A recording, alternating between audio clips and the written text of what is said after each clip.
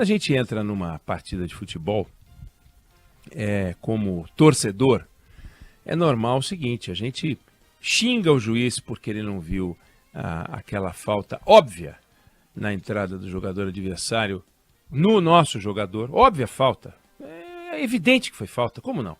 E dentro da área, óbvio que foi pênalti, não tem a menor discussão. E aí a gente xinga o juiz, não marcou a falta, não marcou o pênalti.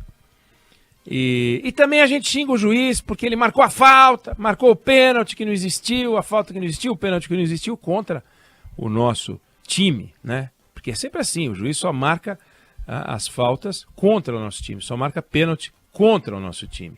E quando eventualmente marca um pênalti a favor do nosso time, uma falta a favor do nosso time, também, né, depois de tanto erro, o torcedor é torcedor. E é assim que a gente entra no estádio, esse é o espírito da torcida.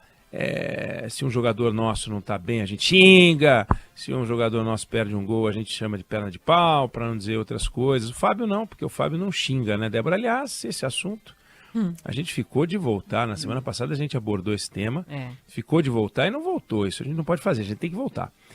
O ranking que saiu dos estados brasileiros, eram estados ou eram cidades? Acho que eram os estados brasileiros, ou as capitais, sei lá, que mais xingam, que mais boca suja. E deu Fortaleza, né? Como a cidade mais boca suja. Minha família mora toda em Fortaleza, tem uma conexão com Fortaleza. De repente a cidade onde mora minha família é a cidade mais boca suja do Brasil. Que coisa mais maluca. E é legal a gente voltar nesse assunto. Eu tenho certeza que você, ouvinte querida, no 999-592-100, pode contar quando leva uma martelada no dedo. Eu tenho certeza que você fala, puxa vida, nossa, que horror, né? Fábio França faz isso. Então ele vendo o jogo, obviamente ele não se comporta como a gente. Mas, diz ele que em certa ocasião, deve ter sido a única, ele falou um palavrão durante um jogo, não foi isso, Fábio? Falei no gol do Richarlison na Copa do Mundo. Ah, pronto, exatamente. Acho que foi a única vez, né, que você fez sim, uso viu? do palavrão, de palavras de baixo calão. Mas quando a gente é torcedor é assim. Agora, quando a gente vai analisar um jogo, e aí o Fábio é muito mais propriedade para falar sobre esse assunto, é evidente que você não age do mesmo jeito, apesar de ser o seu time, eventualmente. Obviamente, é frieza, um olhar mais técnico, cuidado, equilíbrio, né? O senso de justiça. Teu time perdeu de 3-0, você não vai falar que foi injusto só porque é o seu time. Você analisa, vê lá se foi, se não foi e tal. Essa é a ideia. E eu falo isso tudo porque a gente tem aqui a missão, o compromisso, o cuidado, ao analisar os fatos e não juntar esses fatos e terminar a análise dos fatos com uma torcida, para que a história termine de um jeito ou termine de outro jeito. A gente deve analisar com frieza.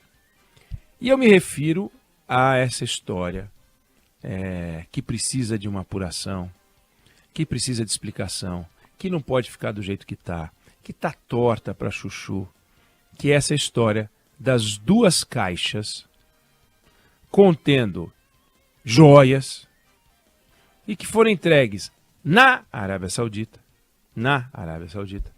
para o ex-ministro das Minas e Energia, Bento Albuquerque. O fato é esse. Tinha duas caixas lá, entregaram para ele, e essas caixas vieram para o Brasil. Aí uma das caixas ficou na Receita, a outra não ficou na Receita e está com o presidente Jair Bolsonaro. A outra ficou na Receita. Números. Circula um número aí, não sei quem é que fez esse levantamento, como é que tá, mas o número que circula é que a caixa que ficou retida na Receita ao entrar no Brasil tem lá bens avaliados em 16 milhões de reais. Tem um colar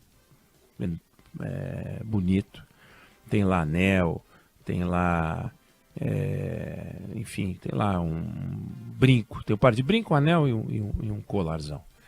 E aí o número é de 16 milhões dessa caixa. E eu não vi nenhum número atestando, nenhum documento que atesta esse valor, mas esse é o número que está circulando, todas as reportagens falam em 16 milhões, 16 milhões, 16 milhões.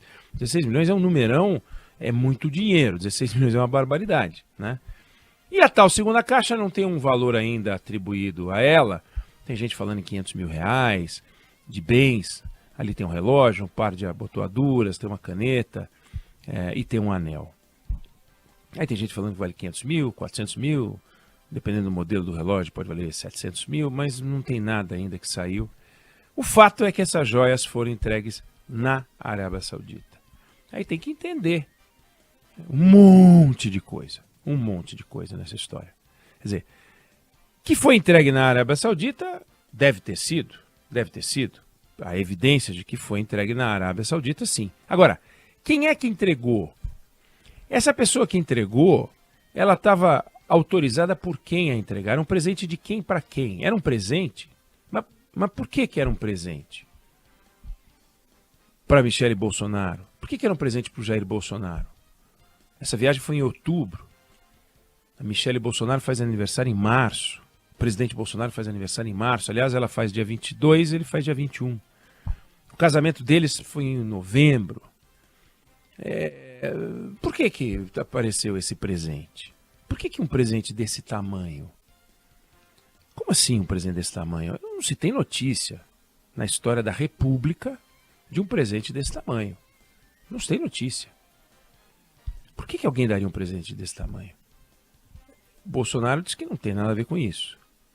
Bom, eu não tenho nada a ver com isso. Você que está me ouvindo não tem nada a ver com isso. A Débora Alfana não tem nada a ver com isso. O Fábio França também não. Ninguém que trabalha na Band News FM tem a ver com isso. Ninguém que trabalha no Grupo Bandeirantes. Acho que ninguém que trabalha onde você, ouvinte querido, trabalha tem a ver com isso. Acho que ninguém que você conhece tem a ver com isso.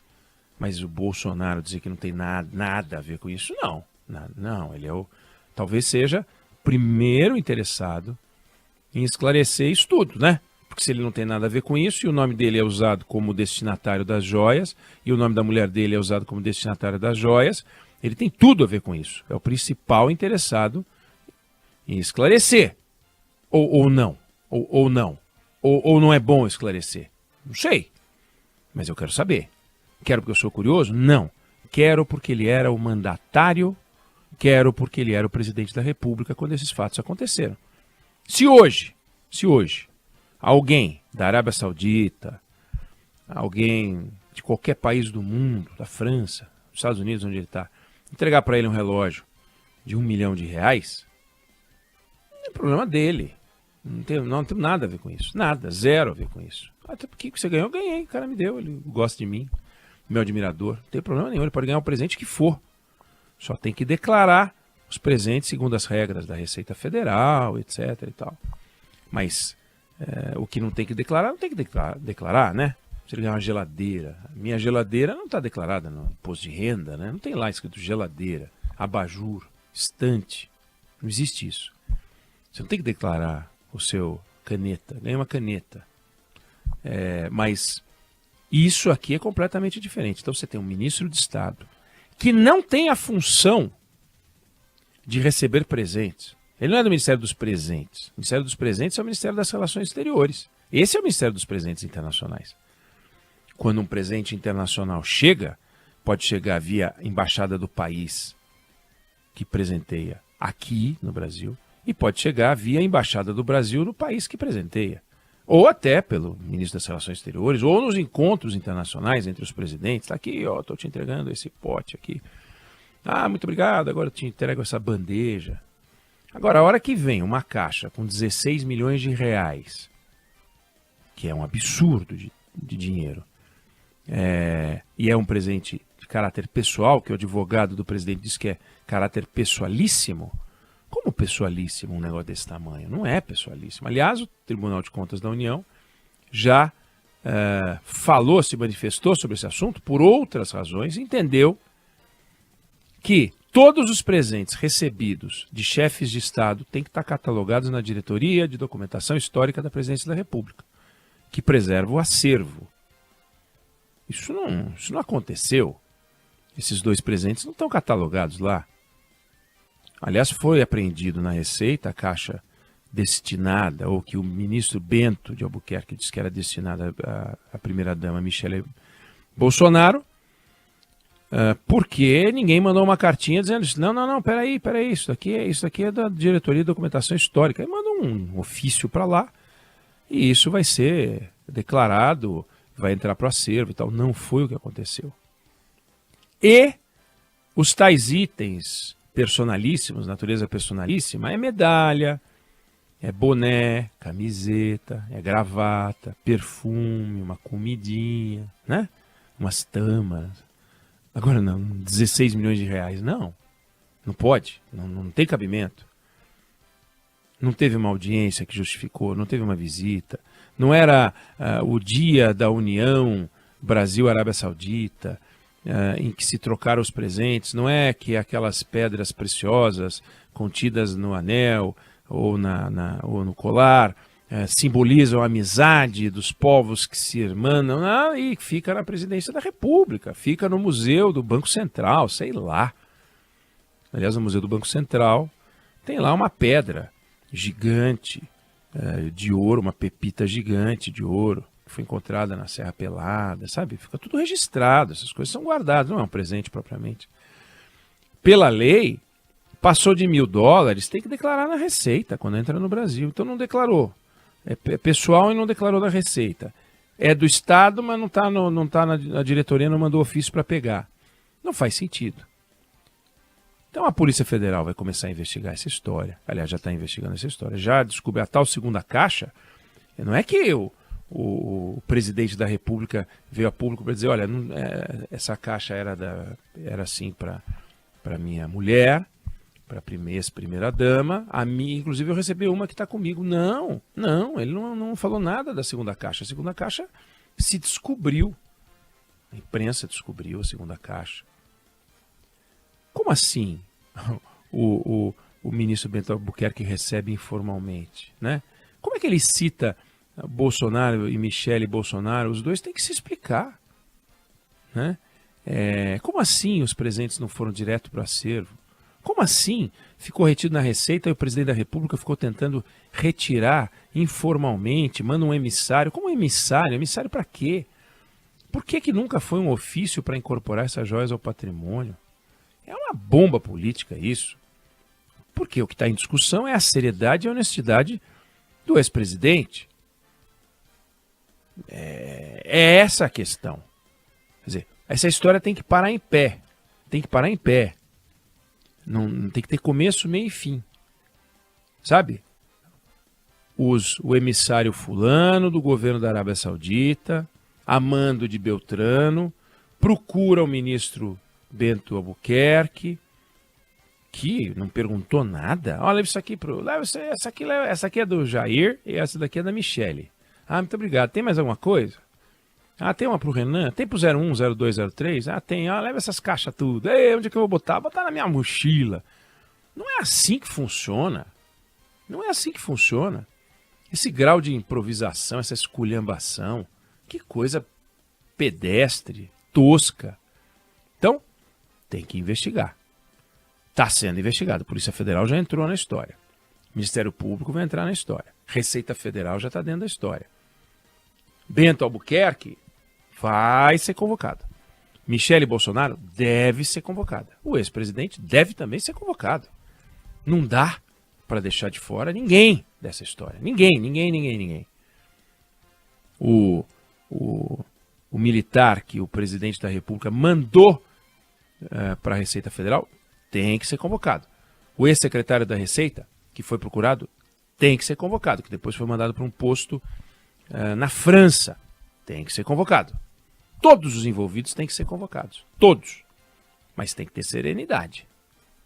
Eu falei da serenidade, tem que ter serenidade.